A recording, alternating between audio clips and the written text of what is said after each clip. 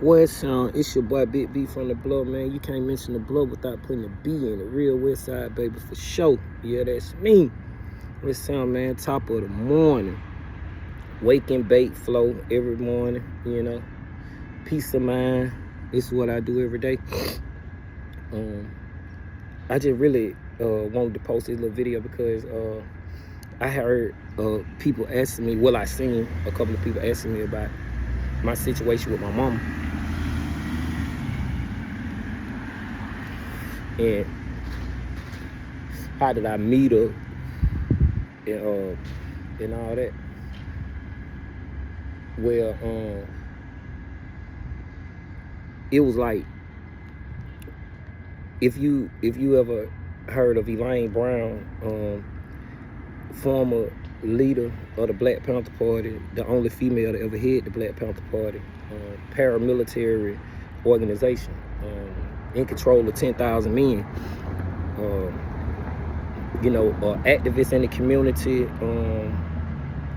just for all of social justice and making sure that our people being treated with some dignity and some humanity or whatever. And during the time that I was arrested for this case, she was just returning from I want to say France, and had just moved back to Atlanta. And first thing she see on the news is this little black child being vilified. It wasn't about whether I did it or didn't do it or anything like that. She seen the bigger picture of, okay, and under whose standards do a child classify as a grown man? How can you be calling a 13-year-old child an evil in the city or a man child and all this when you the very people that's responsible for his demise or his condemnation, you know what I'm saying, or whatever. And so she seen me on the news before anybody stepped in or tried to provide any help or anything. She contacted my lawyer, who I had at the time was a public defender, a conflict defender, because the way my case is situated, since I was on the case with two other adults and they had public defenders, it was a conflict of interest. So they had created this department in Fulton County District Attorney office they called the Conflict Defenders Office, and I had a conflict defender named Gary Gashard, who was the lead chair, and Patrice Fulcher, who was the second chair on my case. But my mom, Elaine Brown, contacted Patrice Fulcher and told Patrice, like, I want to help this boy. He don't know what he in for or whatnot. Which I didn't. You know, it was so easy that my mama felt like she can't work her move, get it done, and get this up off of me. What she didn't realize, she was dealing with a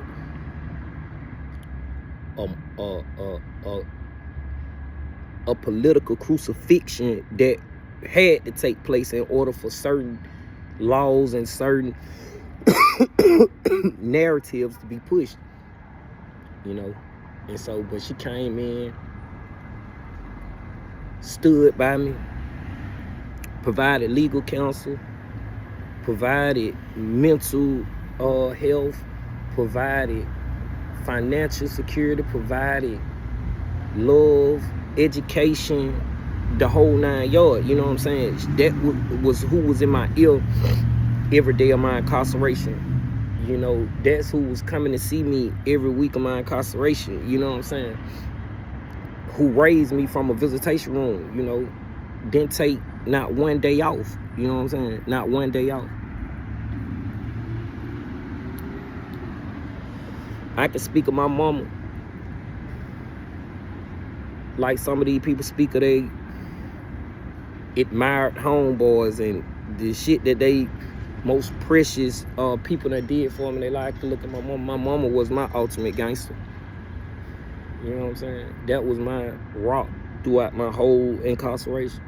If I couldn't count on nobody else, I knew I can count on Elaine Brown. And still can and still do, you know.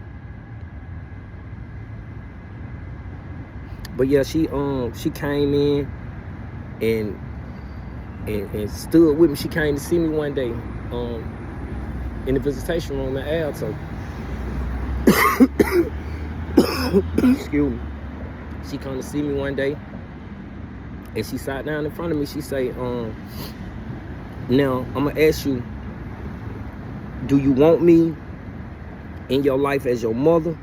I will be right here to support you every step of the way. If you want me to just go on about my business and leave your life alone, I go on about my business to leave your life alone. But the choice is yours. However you want me to be in your life, I'm gonna be in your life that way, and I'm gonna stand on it.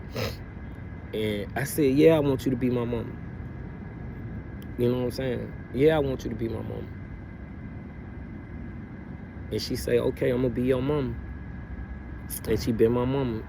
She ain't took one day off. Not one day. The one that taught me how to fight against oppression. The one that taught me how to resist all the mental anguish that come along with incarceration. Taught me how to rebel against all that wasn't righteous. You know what I'm saying? She was in my corner the whole way. You know? Didn't take one day off. I remember I hardly ever got sick when I was in prison. But the one time I did get sick, I was damn near on my deathbed, and she was right there. You know what I'm saying? My mama had been coming to see me as a paralegal. You know what I'm saying? Because they was on the bullshit like, she ain't your biological mama. We ain't gonna let her in. She got to go through all. They were trying to make her jump through so many hoops and shit just to get my mama on my visitation list. Did my soul support her, my soul, everything that's happened with anything that's going on in my life. And they trying to deny me that, mainly because of her background or whatever. They know she was radical or whatever, and they ain't wanted to put it on me, but they couldn't stop her. So my mama started coming in as a paralegal, you know. So I'm getting these visitations during the weekdays. Everybody might be going to school. When they go to school, I be in the visitation room with my mama and shit. You know what I'm saying? We be sitting in there, she be talking to me and we be going over life and shit that we should do about my case or whatever. One day I went to go see her. I mean, man, I was sick. I didn't know what was wrong with me. You know what I'm saying? I don't think I know. Every time I was up, I was drowsy. Every time I laid down, I went out, I was hot. I didn't have no energy. I couldn't move.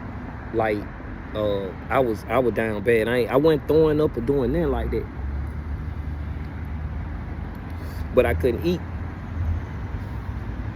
I go to visitation on a Wednesday to go see my mama. So when I go down there, we sit down there talking. And she like, you okay? I'm like, yeah, I'm all right. She was like, you don't look all right. She put her hand on my head, feel my head. I got a fever of 104 and rising, you know what I'm saying? She said I'm burning up, you know what I'm saying? So she called the search team man that was sitting out there, and she like, he need to go to medical. He need to go to medical because this ain't, he burning up. Y'all need to send him to medical.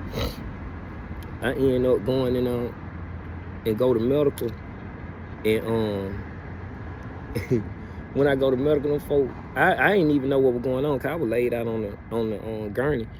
Man, them folk put that thermometer in my mouth, and they say, oh, he got a fever of 104, and it's going up. They gave me an IV and shit. But had it not been for my mama making that ruckus to them people, you know what I'm saying, who knows what would have happened. But I'm saying that to say that's how much of my mama she is and to me, you know what I'm saying? Like, can't nobody tell me nothing different. They like to raise me from prison, and that's crazy to say. From a visitation room.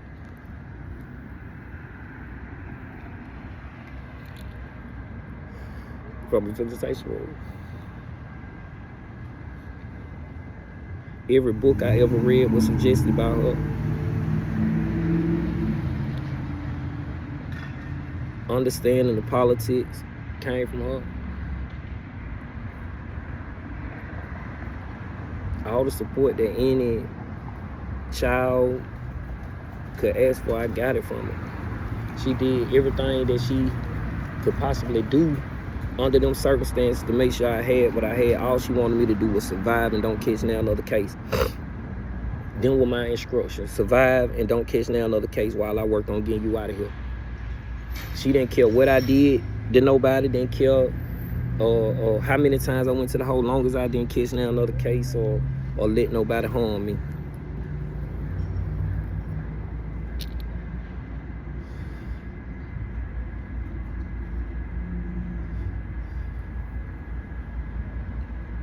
Because without her, I didn't even understand none of what was going on to me. She broke it down to me.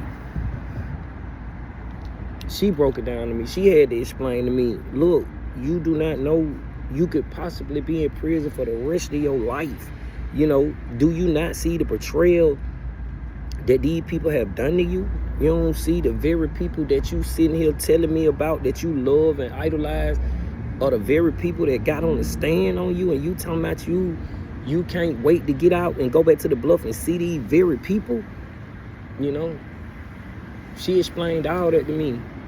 Because I was under the impression of the old school, you know, you go to prison, come back, it's love, you know what I'm saying? Everybody gonna give you something, they gonna look out for you, make sure you straight, put you back on your feet. That was the lifestyle I grew up in. I did not understand that these people just betrayed me by telling the police to send me down the road for 26 years. You know what I'm saying? I ain't understand it.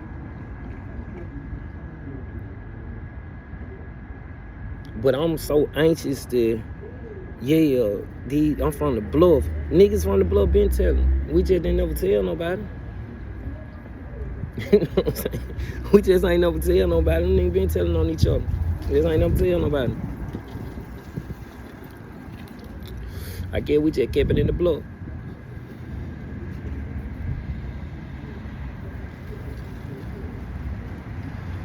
And I'm the young nigga running around now. The young nigga.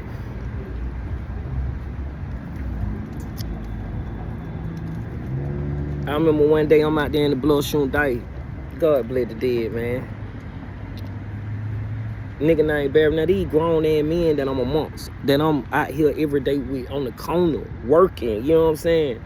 I'm running the car faster than these niggas.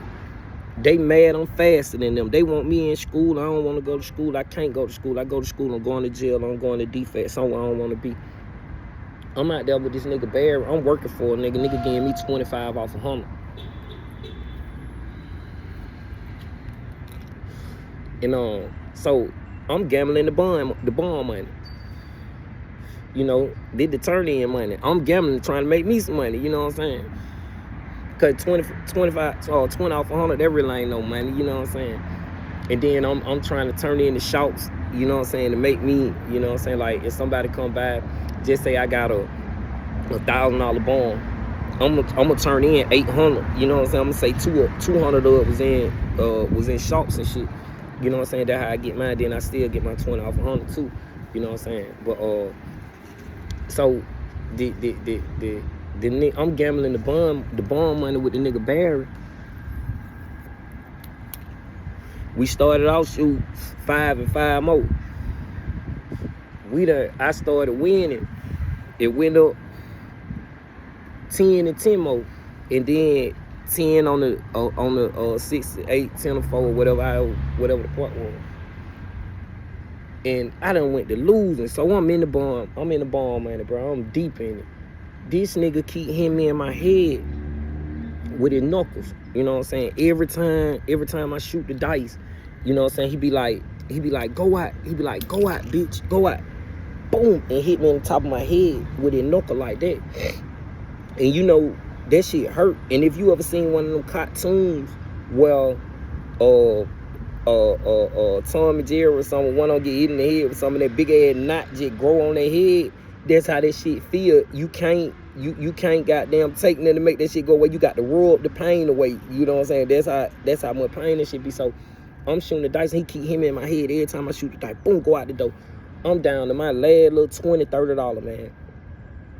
This nigga hit me in my head. Boom, with the dike.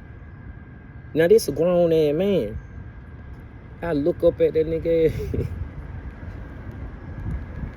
I look up at that nigga and my head hurt so bad. I started crying, made a tear come out my eye. I look up at that nigga, I say, bitch, I'm finna kill you. You know what I'm saying? So, he laughing. Little bitch ass nigga, you ain't gonna do nothing. Get your little bitch ass on. Well, I wish you would go get a pistol on me, nigga. Woo, woo. He saying all this while laughing at me, taking my money. Now, I owe a nigga this money that I just lost to you. I don't know how I'm paying. You know what I'm saying? Man, I say, all right. I got something for your way. I took off running. Ran up the street. When he got that little rest there at 38. But the thing is, like, it's another person gun. For one, they didn't say leave Barry alone. You know what I'm saying? They edging me on. Like, oh shit, get out the way. He finna add him motherfucker out. Oh shit. And you know that shit intensifies you. That shit puts you on another level. You know what I'm saying? Man, Barry standing out there, everybody done got out the way. He the only motherfucker out there. Man, I got in the middle of the street on that nigga head. I shot. The first time, I ain't understand how the 38 worked. It wasn't no bullet in that slot, so I shot. Click. When I click, I look at the gun. I'm like, what the fuck? Like, it don't shoot. And then I pointed it at him again. Boom. It went up in the air like it, pow, from the way it jumped. It went up in the air, and you seen it hit the side of the Chinese store. So the nigga, he act like he ain't gonna move. So when I seen it do it again, I hit it again. Everybody say, boom. He took off. When he took off, I took out the other way. You know what I'm saying? So everybody, I come back to the blow. You know what I'm saying? Come like, man, that nigga shouldn't have been hitting me in my head. Right. You know what I'm saying? Nigga, I don't put my hands on you. Don't put your hands on me. You know what I'm saying? So I come back out there like everything cool. The thing is, I don't know this nigga record from back in the day. You know what I'm saying? I don't know this nigga no killer from back in the day. You know what I'm saying? God bless the dead. But I ain't know he was one of them. Done been the chain gang for killing, and I ain't know that. I didn't care at that time anyway. You know what I'm saying? Man, I'm out here. I'm on cocaine. I'm out there motherfucker by myself. You know what I'm saying? I'm in the street knee deep. You know what I'm saying? I'm selling drugs for somebody, and I'm 13 years old. 12. I probably been 12 then. You know what I'm saying? But so I come back out there and everything, you know, like everybody else do when they be done shot a nigga or shot at a nigga. I come back out there like everybody else do, post up on the corner. Niggas telling me, hey, boy, you better get away from out here. Barry gonna kill you. Ain't nobody stunned Barry. Barry better not come fuck with me, and I got one too. You know what I'm saying? Barry better not fuck with me. And everybody like, man, little B, Barry gonna do it to you, man. You shouldn't have did that, bro. Don't never pull no pistol out on no nigga and not kill him. These the Jews I'm getting. Tell me, don't never pull no gun out on no nigga and don't kill him. If you ever up it, kill him. Them the rules you getting a 12, 13-year-old child.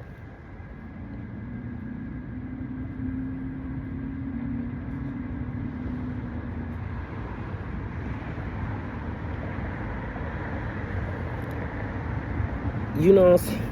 That shit crazy. But yeah, man, so I'm like, fuck Barry, you know what I'm saying? Niggas like he gonna get me. But I know I was young. I understood these niggas ain't gonna kill me. You know what I'm saying? At least that's what I thought. You know what I'm saying? I understood, like, I'm too young for these niggas to do anything to me. You know what I'm saying? These niggas don't watch me grow up. They don't want to harm me. You know what I'm saying? But if I do the wrong thing, they will. You know what I'm saying? And shit like I did. You know? And so, man, I ride around the bluff for about 3 days. I'm dodging Barry. I'm worried now because they saying he'll kill her.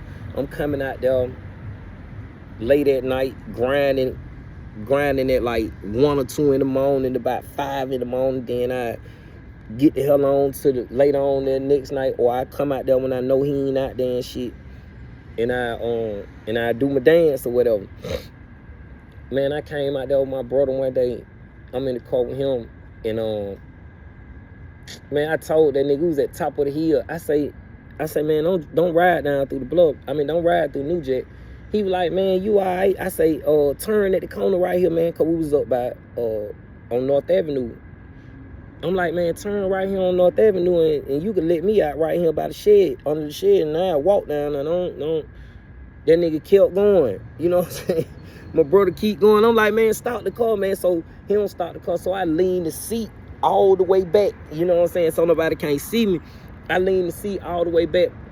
I can't see, I ain't but so big, I can't even see nothing, you know what I'm saying? So he pulled to the stop sign, and when he pulled to the stop sign, the door slang open. Somebody pulled the door open.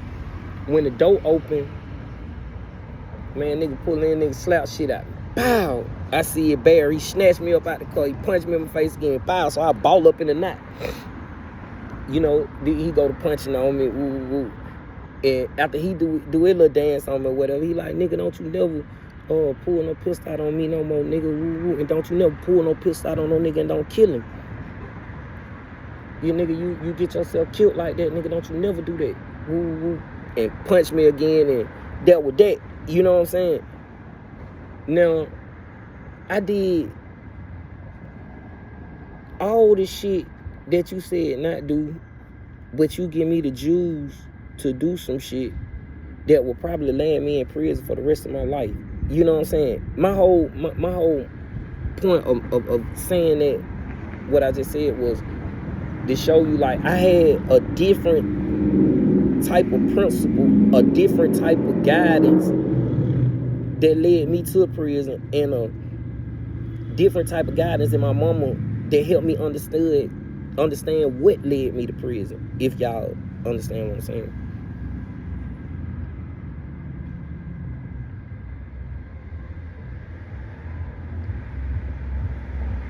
They were giving me juice to beat down the prison door or the graveyard. You know what I'm saying? They were giving me that.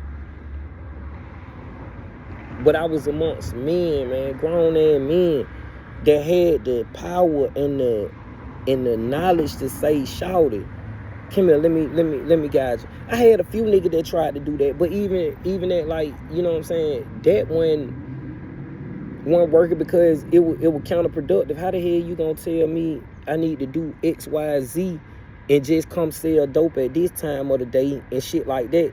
You know what I'm saying? You should be telling me to go to school 24/7 or go find you some help 24/7. You know what I'm saying? Not don't come do this a little bit and then go sell you some drugs or go rob somebody a little bit. You know what I'm saying? I ain't holding nobody responsible or no shit like that. I'm just saying, like, them the Jews a nigga would get, and that shit went right. They allowed me amongst them as men,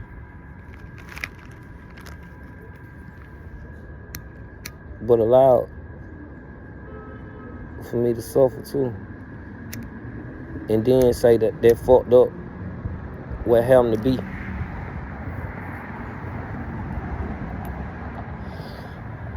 Yeah, they say that fucked up what happened to be. You made it happen to me.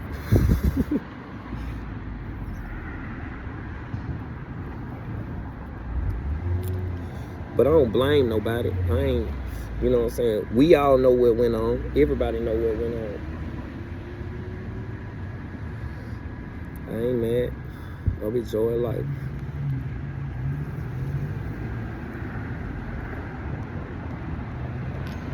This shit just therapy. This a story that need to be told. Like,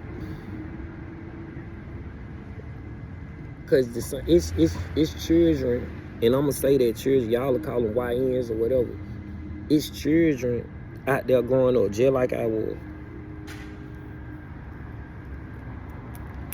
And it's adults out there see these same children growing up just like I was. And then they enabling their behavior. So when that child in a situation as an adult, you know what I'm saying, do something as an adult, you can't just necessarily say the child made a bad decision, because all these decisions were prompted by the people that enabled this shit. You know what I'm saying? From the beginning.